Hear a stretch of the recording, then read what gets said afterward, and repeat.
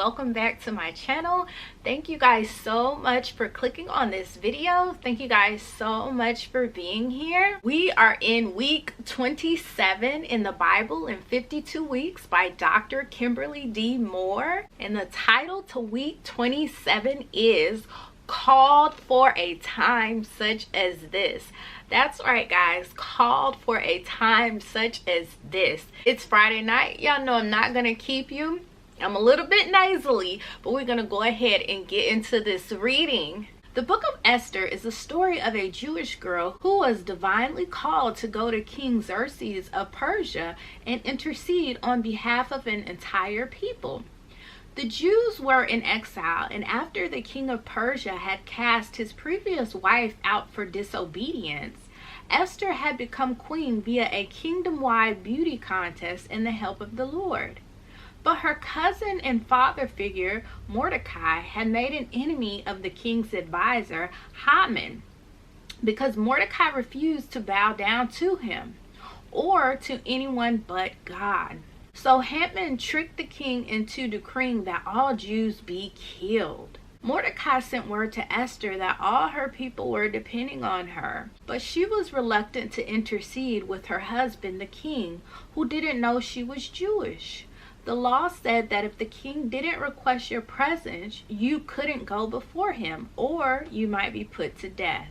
But in Esther 4:14, Mordecai asked her, "Who knows if perhaps you were made queen for just such a time as this?" The rest, as you'll read this week, is history. My sister, please know that you too have been called for such a time as this. Rest assured that things you've been through have prepared you for now.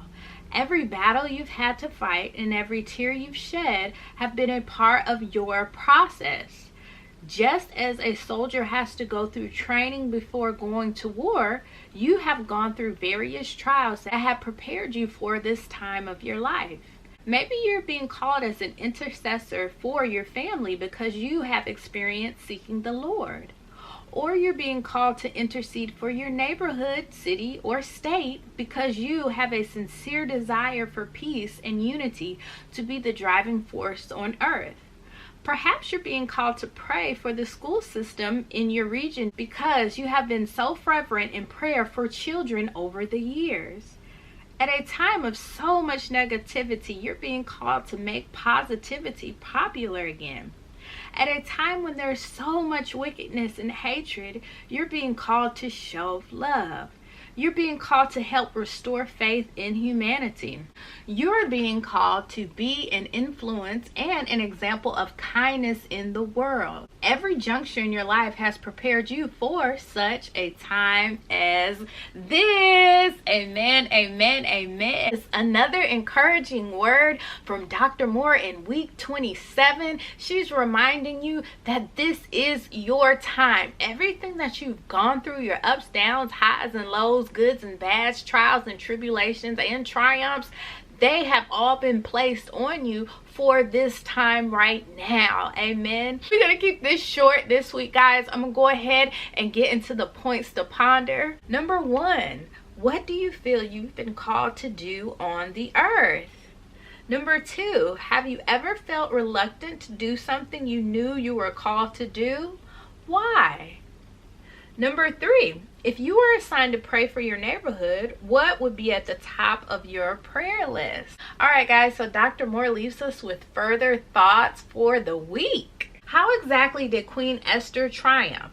In Esther 7, she invited King Xerxes and Haman to a dinner where the king said he'd give Esther anything she wanted, even half the kingdom.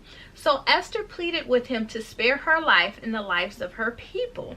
Of course, the king was furious and demanded to know who would dare want to harm Esther. She exposed Haman as the culprit, and the king had him impaled on the very pole Haman had set up for Mordecai. Haman experienced the repercussions of his own destructive intentions. This just proves that whatever a man sows, that he will also reap. Galatians 6 and 7. Let's get into the daily readings. Day 1, Esther 1 through 3. Day 2, Esther 4 through 6. Day 3, Esther 7 through 10. Day 4, Psalms 79 through 84. Day 5, Psalms 85 through 89. Day 6, Psalms 90 through 96.